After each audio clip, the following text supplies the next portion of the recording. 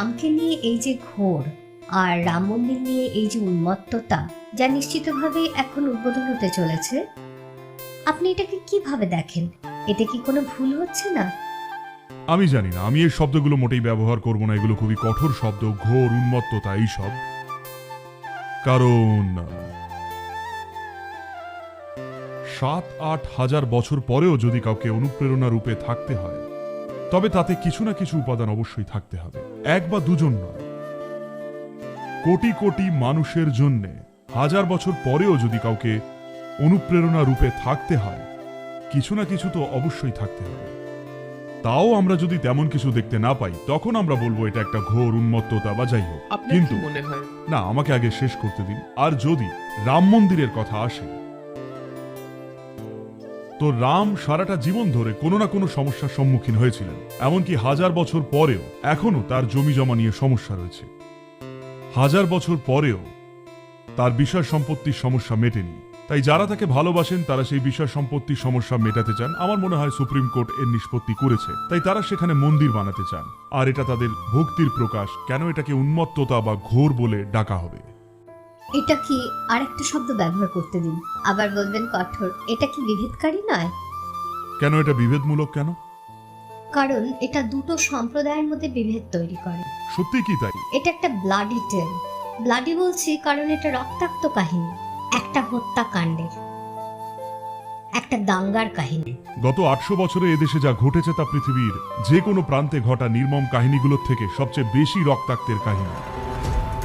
ইহুদিদের সাথে হিটলার কি করেছিল, নেটিভ আমেরিকানদের সাথে উত্তর আমেরিকা কি করেছিল, কম্বোডিয়ায় কি হয়েছিল, এই গত ৮০০ বছরে ভারতে যা ঘটেছে তার তুলনায় এই সমস্ত কাহিনী কিছুই নয়।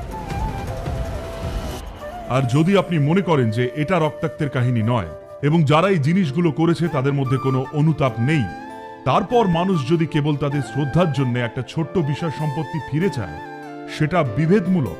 এটা বিভেদমূলক কেন হবে? আমি লক্ষ্য করলাম যে আপনি বিষয় সম্পত্তি কথাটা ব্যবহার করছেন, মন্দির নয়। এটা কি ইচ্ছাকৃত? এটা তো তাই, এটা তো বিষয় সম্পত্তি। কিন্তু মন্দির তো ভক্তদের হৃদয় দিয়ে নির্মিত হয়। জমি তো শুধুই রিয়েল এস্টেট বা বিষয় সম্পত্তি। তবে এটা তাদের জন্য পবিত্র, কারণ এটা জন্মস্থান হিসেবে চিহ্নিত। আর সেখানে কোনো মন্দির ছিল কিনা তা নিয়ে কোনো প্রশ্ন নেই। শুধু একটা মন্দির নয়, হাজার হাজার মন্দির ভেঙে ফেলা হয়েছিল, কারণ এটাই নীতি যে মন্দিরকে অবশ্যই ধ্বংস করে দিতে হবে এবং ভবিষ্যতেও তা করা হবে। আমরা যদি এটাকে রক্ষা না করি তবে ভবিষ্যতেও এটা ধ্বংস করা হবে। এমনকি এখনো পাকিস্তান, বাংলাদেশেও তা হচ্ছে। এটা কেন বিভেদমূলক হবে?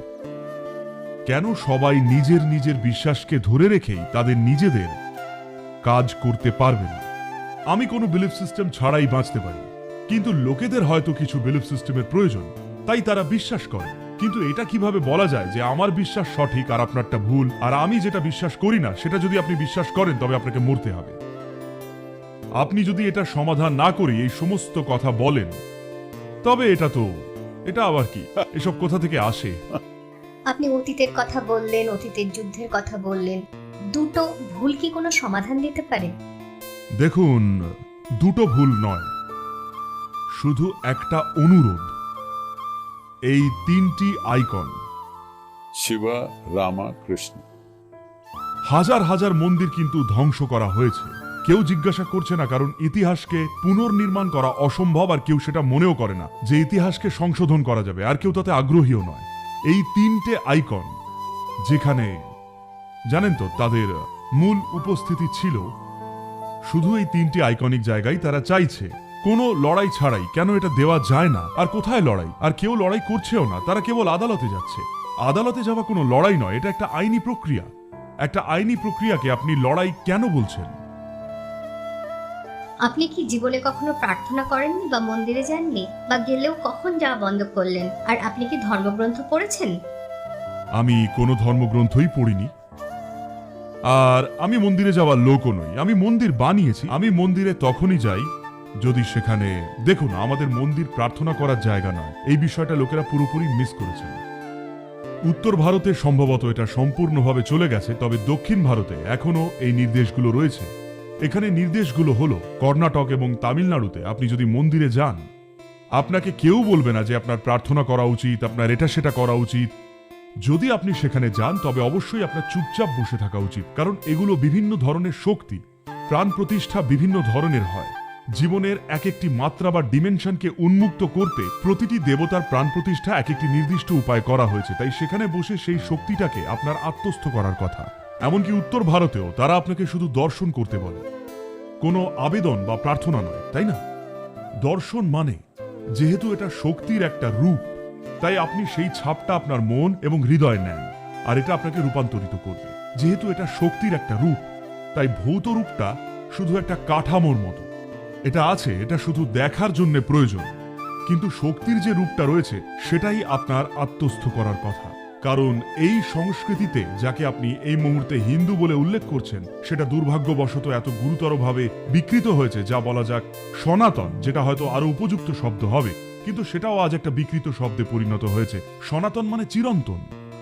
তাই এই সংস্কৃতিতে কোনো কিছুই চিরন্তন হতে পারে না যদি সেটা সবকিছুকে আপন করে না নেয়। এই সংস্কৃতিতে প্রার্থনা বলে কিছুই নেই। এই সংস্কৃতিতে দর্শন আছে। এই সংস্কৃতিতে স্বর্গে গিয়ে ঈশ্বরের সাথে বসার কোনো আকাঙ্ক্ষা নেই। এই সংস্কৃতিতে ঐশ্বরিক হয়ে ওঠার আকাঙ্ক্ষা রয়েছে।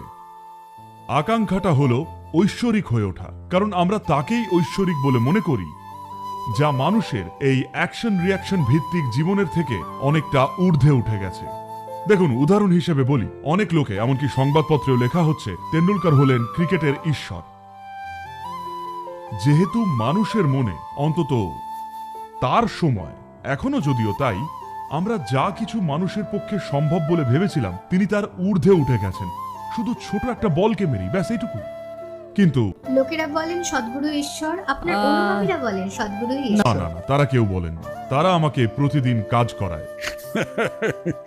তাই যখন তারা বলেন যে তিনি ঈশ্বর, তারা বলছেন না যে তিনি স্বর্গে বাস করেন বা আজে বাজে কিছু বলছেন। তারা বলছেন যে আমরা যাকে মানুষের সর্বোচ্চ ক্ষমতা বলি, তিনি তার ঊর্ধ্বে উঠে গেছেন। এভাবেই আমরা রাম, কৃষ্ণ আর বাকি সবাইকে পুজো করতাম। তারা তাদের সীমাবদ্ধতা অতিক্রম করেছেন, জীবনে তাদের যাই আসুক না কেন।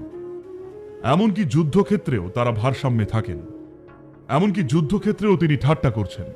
তাই আমরা তাকে প্রণাম করি। যখন বাকি সবাই জীবন মৃত্যুর ভয় ভীত, কেউ একজন ঊর্ধ্বে উঠে গেছে, তাই আমরা তাকে প্রণাম করব। এমনকি এখনো ধরুন ভারতের সেনাবাহিনীতে একজন মেজর বা একজন কর্নেল বা কেউ আছেন, এমনকি বুলেট চললেও তিনি ভারসাম্যে থাকেন।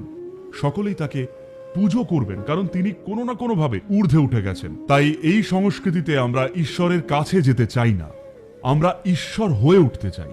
কিন্তু আমাদের একটাই ঈশ্বর বলে এমন কোনো ধারণা নেই।